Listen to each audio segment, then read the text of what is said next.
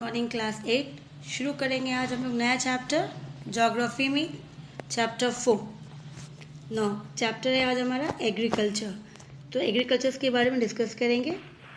सबसे पहले स्टेपिंग इन में जाते हैं। तो इसमें इसके थ्रू हमें पता चलता है कि इस चैप्टर के अंदर हमें किस किस टॉपिक्स पे डिस्कस करना है। तो सबसे पहले agriculture is a primary activities ये डिस्कस करेंगे। तो मतलब कितनी एक्टिविटीज़ होती है उसके अकॉर्डिंग। फिर agriculture is looked at as a farm system कि ये एक्चुअली फार्म सिस्टम ये फार्मर्स जो करते हैं farming. Cooperation involve ploughing, sowing, irrigation, weeding and harvesting. तो इसमें ये सारे काम होते हैं फार्मिंग के अंदर।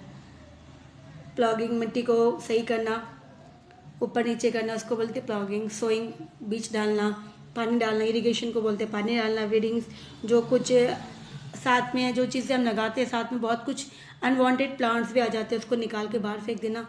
और वापस जब ये पूरा रिप हो जाता है पक जाती है तो उसको काटना, उसे हार्वेस्टिंग कहते हैं ना। टाइप ऑफ फार्मिंग्स कितने हैं? Subsistent farming and commercial farmings.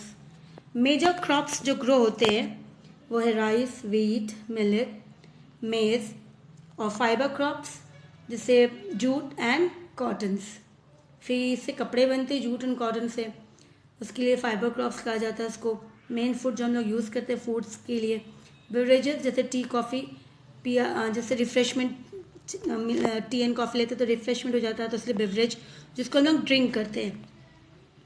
Agriculture development किस तरह से और इसको अच्छा किया जाए, और comparative studies of a farm in India as well as in USA.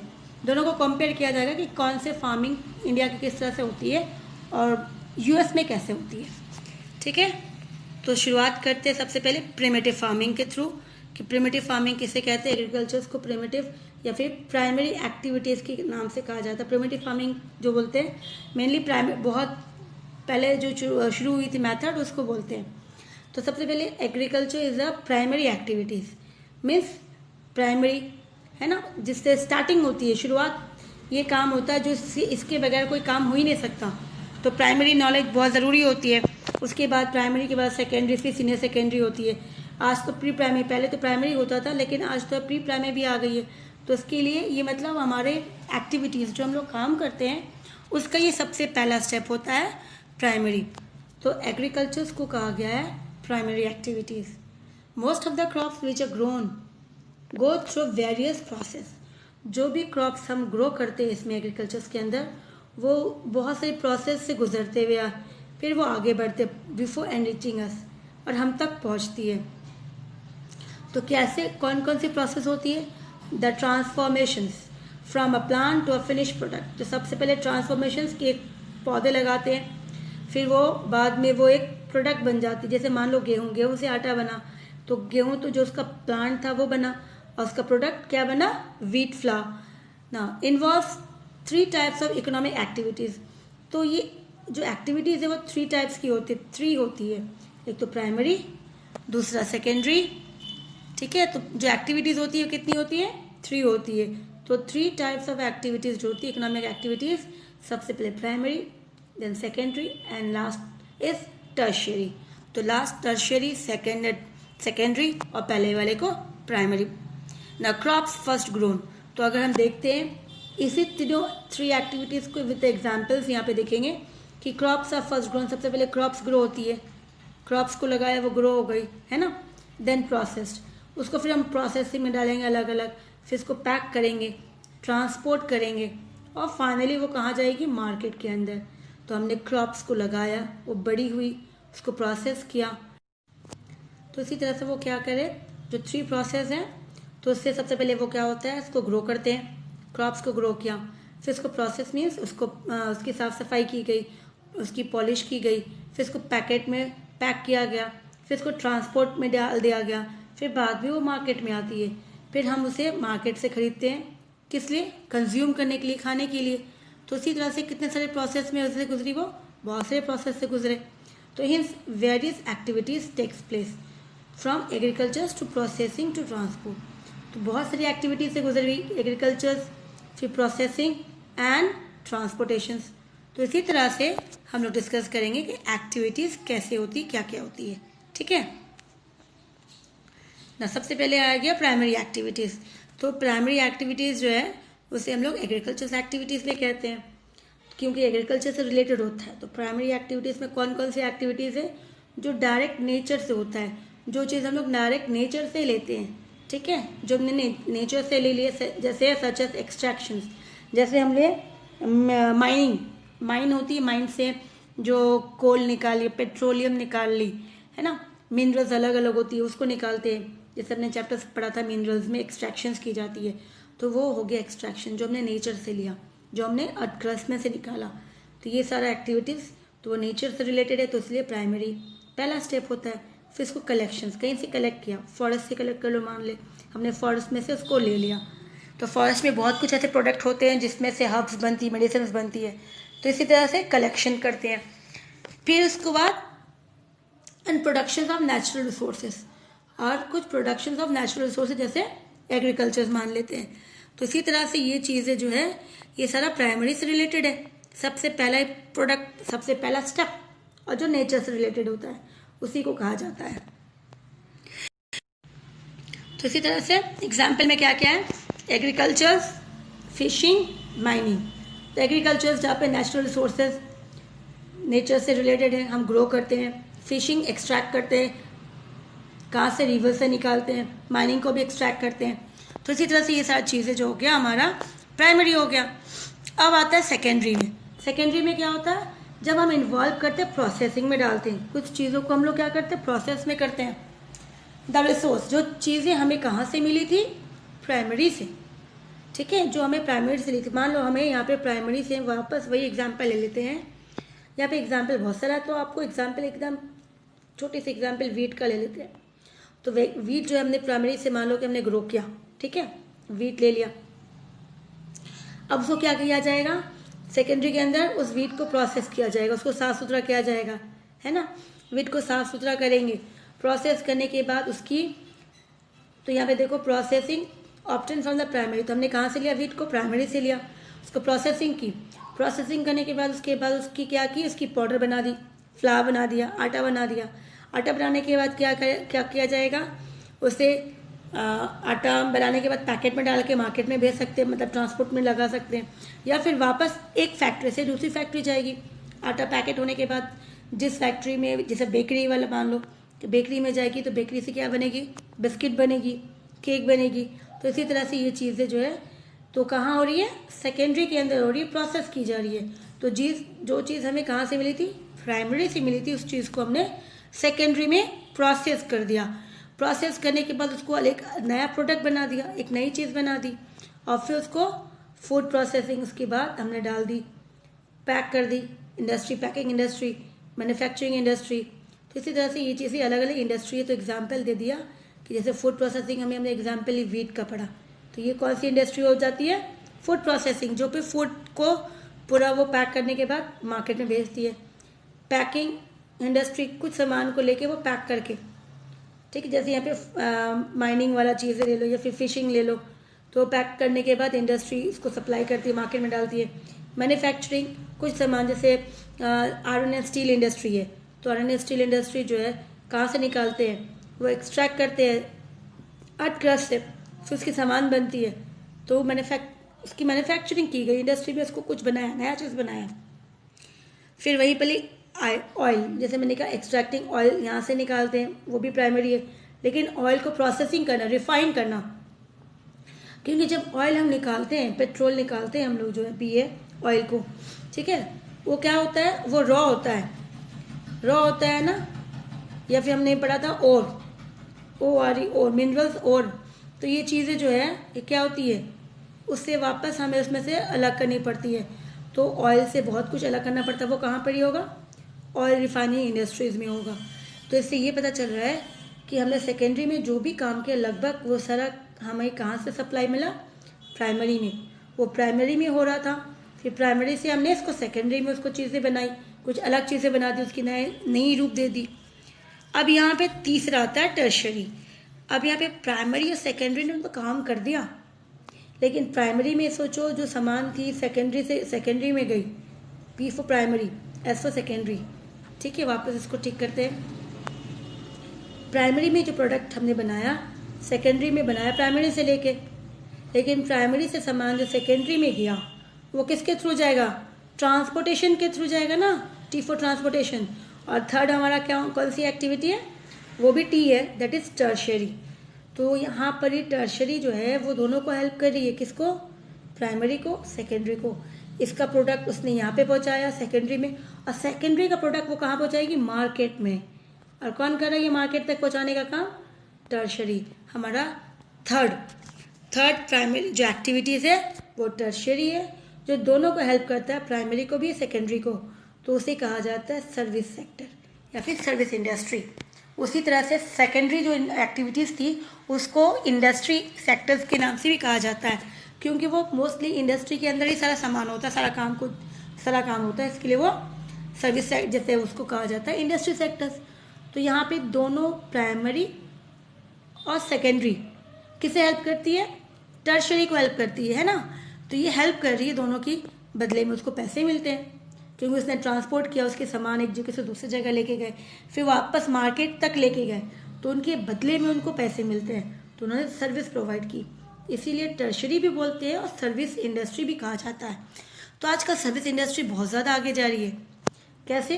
Transportation वाला बहुत आगे जा रहा है, ट्रेडिंग, बैंकिंग, इंश्योरेंस, एडवर्टाइजमेंट, इसके अलावा देख लो एटीएम बूथ, ठीक है ना, हॉस्पिटल, इंटरनेट, ये सारा जो होटल्स, शॉपिंग मॉल्स, ये सारा क्या है? ये सारे क्या करते हैं? एक दूसरे को हेल्प करते हैं और उनके बदले उनको पैसे मिलते हैं। तो इसी तरह से वो सारा एक्टिविटीज़ हो जाता है हमारा टर्शियरी एक्टिविटीज़। ठीक है, अब हम लोग पढ़ेंगे पहला वाला कि एग्रीकल्चर्स को एज अ प्राइमरी एक्टिविटीज़ कहा जाता है, तो उसके बारे में डिस्कस करेंगे हम। ठीक है, agriculture is the primary activities which includes growing crops. तो एग्रीकल्चर में मेनली हम लोग क्या करते हैं? ग्रो करते क्रॉप्स, वेजिटेबल्स है, फ्रूट्स है, फ्लावर्स है, एंड रेयरिंग लाइवलीहुड्स। क्योंकि एग्रीकल्चर इनकम्प्लीट होता है, टोटली इनकम्प्लीट हो जाएगा जब उसके अंदर एनिमल्स रेयर नहीं करेंगे। तो साथ साथ हम एग्रीकल्चर के साथ जानवरों को भी पालते हैं, एनिमल्स को रेयर करते हैं, क्योंकि जानवर जो एनिमल्स को हम लोग रेयरिंग करते हैं उससे हमारा फ़ायदा क्या है कि हमारे उसके साथ मिल्क प्रोडक्ट है, उसकी चीज़ें बहुत कुछ मार्केट में बेच सकते हैं, फिर उसको साइड इनकम भी हो जाता है लोगों का। तो लाइफ स्टॉक तो होता ही होता है एग्रीकल्चर के अंदर, तो दोनों मिला के ही उसे एग्रीकल्चर कहा जाता है ना। उसके अलावा other resources which we get from agriculture, इसके अलावा हम और क्या लेते हैं एग्रीकल्चर से? जैसे कॉटन हो गया, जूट्स हो गए, ये फाइबर्स हो गए। और हमने डिस्कस किया था बिवरेज मीन्स जो चीज़ें हम ड्रिंक करते हैं, जैसे चाय, कॉफ़ी, और इसके साथ साथ मसाले, क्योंकि खाने में स्वाद मसाले का होता है, तो मसाले भी ग्रो करते हैं, और वो सारा किसके अंदर होता है? एग्रीकल्चर के अंदर होता है। Nearly 50% of the world population, जो हमारा पॉपुलेशन है वर्ल्ड के अंदर, वो आज डायरेक्टली या इनडायरेक्टली कहीं ना कहीं किससे रिलेटेड है? क्या काम करते हैं? एग्रीकल्चर से रिलेटेड है। ठीक है, तो सोच लो हमारे वर्ल्ड के अंदर जितने पॉपुलेशन है डायरेक्टली या इनडायरेक्टली 50% पॉपुलेशन जो है वो एग्रीकल्चर से रिलेटेड है। Our agriculture is depend on favorable topography of soil, climate and water resources that are important for various agriculture activity. अब एग्रीकल्चर जो है, जब हम एग्रीकल्चर करते, खेती करते, फार्मिंग करते हैं, तो उसमें सबसे इम्पोर्टेंट चीज़ क्या आती है कि उस एरिया का सॉइल कैसा है, उसकी क्लाइमेट कैसी है, वहाँ पे वाटर अवेलेबल है, पानी है या नहीं है, ये चीज़ें बहुत इंपॉर्टेंट है, तब जाके वहाँ पे हम एग्रीकल्चर ग्रो कर सकते हैं। ठीक है ना, ये बहुत इंपॉर्टेंट फैक्टर्स है। If it was because of the favourable factors given above that earlier civilisation settled and grow near fertile river valley and plain. This land where they grow crops is known as arable land. तो इस तरह से सोचो, ये चीज़ें जो है soil, climate and water, ये इंपॉर्टेंट है हमारे लिए। तो जिसके कारण कहा गया हमारा जो सिविलाइजेशन था, अर्लियर सिविलाइजेशन, मोहनजोदड़ो और हड़प्पन सिविलाइजेशन जो थे, वहाँ पे जितनी भी सिविलाइजेशन वर्ल्ड के अंदर देखी गई है, वो सभी सिविलाइजेशन जो है रिवर्स के आसपास। क्यों? ताकि रिवर्स के आसपास पानी मिल जाएगी, और जो वहाँ की जो सॉइल होती है रिवर के पास वो बहुत अच्छी होती है, और क्लाइमेट भी रिवर के आसपास का अच्छा होता है। तो ये चीज़ें एक रिवर्स एरिया को चूज़ करने से हमारा सॉइल की प्रॉब्लम भी खत्म हो जाती है और क्लाइमेट की प्रॉब्लम भी और वाटर की प्रॉब्लम तो पहले ख़त्म हो जाती है। तो इसी तरह से वो लोग मेनली उसी आसपास एरिया में ही सेटल्ड हो गए और वहाँ पे शुरू कर दिया रहना और ग्रो करना क्रॉप्स। तो ऐसे ज़मीन में जहाँ पे वो ग्रो करते area near the river valley, उसे एरेबल लैंड कहते हैं। क्या कहते हैं? Arable land, the area near the river valley. ठीक है। ना with modern and latest technology, आज हमारा मॉडर्न टेक्नोलॉजी आ गया, बहुत सारे अलग अलग चीज़ें आ गए, ट्रैक्टर्स आ गए, बहुत कुछ न्यू फैसिलिटीज़ आ गए। The land which was unfit, जो पहले लैंड हमारे लिए अनफिट होता था, फार्मिंग नहीं कर पाते थे, इज बीइंग मेड, आज उसे हम लोग उस टेक्नोलॉजी के कारण हम उसे एरेबल बना रहे हैं ताकि उसमें हम एग्रीकल्चर कर सकें। Even it is small in size of short period of time, भले ही वो शॉर्ट साइज में हो लेकिन फिर भी उसे हम उस पर यूज़ किया जा रहा है। क्यों? क्योंकि आज हमारा जो पॉपुलेशन है बहुत ज़्यादा बढ़ रहा है और इतने बढ़ती हुई पॉपुलेशन को खाना देना, और हमारी ज़मीन नहीं बढ़ी है, अर्थ में जो ज़मीन है, लैंड जो है वो तो नहीं है, बल्कि वो कम हो रही है। ठीक है। कम कैसे? क्योंकि हमारा वाटर लेवल जो इंक्रीज हो रहा है, पहले जो थे 70, अभी 70% इन 30, तो 70% वाटर था और 30% लैंड था। आज क्या हो गया? आज 69 पॉइंट समथिंग है और ये क्या हो गया? 71 में आ गया, वाटर लेवल बढ़ गया और 29 आ गया है। तो 1% मूव करके कहाँ चला गया? वाटर के अंदर चला गया। तो इसी तरह से ज़मीन जो है वो बढ़ नहीं रहा है, वो क्या हो रहा है? कम हो जा रहा है बिकॉज ऑफ वाटर इंक्रीज, क्योंकि ग्लेशियर मेल्ट हो रही है, टेक्टोनिक मूवमेंट्स के कारण बहुत सारी मूवमेंट्स हो रही है, तो इसके कारण। Now look at the map given below and observe the agricultural activities done in those area where the land is arable. तो यहाँ पर देखोगे ये मैप जो दिए जिसमें बताया जा रहा है कि ये सारा एग्रीकल्चर ग्रो होती है वर्ल्ड के अंदर, कौन कौन सी जो लैंड एरेबल है उसके अंदर। ठीक है। तो ये वर्ल्ड मैप है, वर्ल्ड मैप के अंदर बहुत सारी इंडिया टोटली ग्रीनरी दिख रही होगी यहाँ पे, क्योंकि यहाँ पे एग्रीकल्चर बहुत ज़्यादा होता है। हमारा जो है मेन जो है बेस जो है इंडिया का वो एग्रीकल्चर है इसके लिए। ठीक है। अमेरिका में देखो, इस नॉर्थ अमेरिका में थोड़ा सा एरिया दिख रहा है, यूरोप में दिख रहा है ना, एशिया के अंदर इसी तरह से कुछ एरिया में दिख रहे हैं। तो यहाँ अलग अलग चीज़ें जो है ग्रो किया जाता है, अलग अलग क्रॉप्स ग्रो की जाती है अकॉर्डिंग टू द क्लाइमेट्स और सॉइल के अकॉर्डिंग। अब यहाँ पे देखो डू यू नो, यहाँ पे एक वर्ड था डू यू नो के आगे पहले कि the word agriculture is derive from the Latin word ager और एग्री, इसका मतलब होता है सॉइल एंड कल्चर। तो इसका मतलब हो गया सॉइल कल्चर, तो कल्टीवेशन। तो यहाँ पे हो गया कि हम लोग क्या करें, एग्रीकल्चर का मतलब कल्टीवेशन करना, खेती करना, किसके थ्रू? सॉइल यूज़ करेंगे, सॉइल के अंदर हम बहुत कुछ करेंगे, तो उसका कल्चर यूज़ करके हम लोग कि कौन से सॉइल में क्या लगा सकते हैं उसके बेस पे। अब यहाँ पे नेक्स्ट है डू यू नो के अंदर देख लो से एग्रीकल्चर में क्या क्या होती है। एग्रीकल्चर हो गया जहाँ पे साइंटिफिकली मेथड जो यूज़ करे, आर्ट कल्टीवेशन, सॉइल को क्रॉप्स लगाते हैं, फिर साथ में एनिमल्स को भी पालते हैं, तब जाके उसको हम कहते हैं फार्मिंग होती है। तो यहाँ पे एनिमल्स रेयरिंग आएगी ही आएगी, जैसे मैंने कहा था कि एनिमल्स रेयरिंग जब तक वो नहीं रहेगा तब तक हमारा एग्रीकल्चर का डेफिनेशन इनकम्प्लीट रहता है। ठीक है। अब सेरीकल्चर आ गया, तो देखो सेरी है फिर कल्चर आ गया, कल्चर तो एग्री का मतलब हो गया हमारा सॉइल से कल्चर, सॉइल से रिलेटेड काम। सेरी का मतलब क्या हो गया? जहाँ पे हम सिल्क वॉर्म, ठीक है, जहाँ पे हम सिल्क वॉर्म, सिल्क से क्या बना रहे हैं? सिल्क वॉर्म कर रहे हैं, ये भी आजकल फार्मर्स करते हैं। पिसिकल्चर जहाँ पे हम फिश को यूज़ करते हैं, फिश के हेल्प से, जैसे fish is also business industry, बहुत बड़ी इंडस्ट्री है फिशिंग इंडस्ट्री, तो उसको जो लोग यूज़ करते हैं इसे, इसको कहा जाता है पिसिकल्चर। ठीक है ना। विटिकल्चर ग्रेप्स, जब हम ग्रेप्स लगाते हैं, किसकी एग्रीकल्चर करते हैं? Grapes, only grapes. हॉर्टिकल्चर जब हम फ्लावर्स एंड वेजिटेबल्स, फ्रूट्स ये कलेक्टिवली लगाते हैं तो हमारा हो जाता है हॉर्टिकल्चर। तो इसी तरह से और भी बहुत कुछ है वर्ल्ड के अंदर होती है। अब हम मूव करेंगे farm system. Agriculture which is commonly known as farming can be seen as a system. जैसे हम लोग फार्मिंग के नाम से ज़्यादा जानते हैं, तो इसमें भी एक सिस्टम होती है, सिस्टमेटिक काम से, प्रोसेस से काम करते हैं, जिसके अंदर it requires 2 types of input. इसमें जो चीज़ें चाहिए, जो मेहनत चाहिए होती है, उसको अगर हम डिवाइड करते हैं तो एक होती है क्या, फिजिकल इनपुट, क्या क्या डाल रहे हैं आप, एंड ह्यूमन इनपुट्स। तो ह्यूमन में क्या क्या, तो this inputs have to be process by plugging.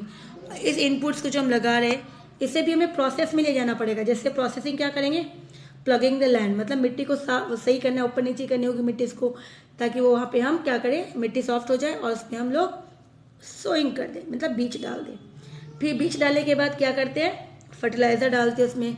फिर कैरिंग आउट द वेडिंग्स, उसके बाद कुछ समय के बाद जब उसमें से बीज बाहर निकलती है, पौधे निकलने लगते हैं, तो साथ साथ और बहुत कुछ अनवांटेड प्लांट्स भी होती है, तो उसे हमें निकालना पड़ता है, वीडिंग करनी पड़ती है। साथ साथ कीड़े लगने का डर होता है, तो उसमें हम लोग इंसेक्टिसाइड्स स्प्रे करते हैं, पेस्टिसाइड स्प्रे करते हैं ताकि कीड़े मकोड़े मर जाए। और जब ये पूरी तैयार हो जाती, पक जाती है, रिप हो जाती है, then what we do, harvesting, उसे हम लोग कट कर देते हैं। The final output after all this process is the crop. तो जो लास्ट में हमें मिला हार्वेस्ट करने के बाद, वो हमारा क्या है, क्रॉप है। In certain farms where livestock is also reared, अब कुछ फार्मिंग में लाइफ स्टॉक भी साथ साथ करते हैं, तो output would include things like dairy product, जैसे डेयरी प्रोडक्ट्स हो गए, साथ साथ उसमें से वुल भी निकालते हैं, पोल्ट्री प्रोडक्ट्स भी डाला जाता है, तो ये चीज़ें भी उसके साथ साथ होती है, तो इनके लिए उनका इनकम जो होता है थोड़ा बढ़ जाता है। ठीक है, अब यहाँ पे देखो आउटपुट इनपुट, यहाँ पे प्रोसेस के दिया है, मशीनरी यूज़ किया, मॉडर्न टेक्निक, प्रोसेस, सीड्स डाल रहे हैं, फर्टिलाइजर यूज़ किया जा रहा है, फिर बाद में ग्रो करके क्रॉप्स कैसे बढ़ा, और ये हमारा आउटपुट है, ये हमारा प्रोसेस। ठीक है, तो यहाँ पे देखो human physical and human inputs में, फिजिकल में सनशाइन चाहिए, धूप चाहिए अच्छी खासी, वाटर टेम्परेचर, ज़्यादा गर्मी नहीं, ज़्यादा सर्दी नहीं, सॉइल अच्छा होना चाहिए, सॉइल के अकॉर्डिंग ही हम, हर जगह में सॉइल अलग अलग होती है, इसके लिए हर स्टेट का अलग अलग क्रॉप्स भी होता है। फिर ड्रेनेज सिस्टम, पानी जैसे ड्रेन हो जाए, ज़्यादा एक्सेस पानी तो वो निकल जाए। फिर ग्रोइंग पीरियड्स, किसी में 3 मंथ्स लगता है, किसी में 2 मंथ्स लगता है। मैन्योर यूज़ किया जाता है, सीड्स यूज़ किया जाता है। फिर प्रोसेसिंग में प्लगिंग करते हैं हम लोग, मिट्टी को साफ़ सुथरा करना, ऊपर नीचे करके सॉफ्ट बनाना। फिर सोइंग मतलब बीज डालना, स्प्रे करना ताकि कीड़े मकोड़े मार दे, वीडिंग्स करना, अनवांटेड प्लांट्स को निकाल देना। फिर उसके बाद हार्वेस्ट करते हैं, तो वो हमारा आउटपुट हो गया। तो ये हमारा फिजिकल हो गया, ये प्रोसेसिंग हमारा आउटपुट हो गया। लेकिन ह्यूमन इनपुट्स में हमने क्या किया, पैसे खर्च किए, वर्कर्स लगाया, फर्टिलाइजर्स के लिए पैसे खर्च किए, मशीनरीज के लिए पैसे खर्च किए, पेस्टिसाइड्स एंड स्टोरेज। फिर बाद में हमें इसके रखना भी है, तो वो भी हमारे लिए एक स्टोरेज, तो वो भी करना पड़ता है हमें। ठीक है, तो इस तरह से आज हम लोग यहीं तक रखते हैं। नेक्स्ट डे में हम लोग शुरू करेंगे टाइप्स ऑफ फार्मिंग। ठीक है, थैंक यू।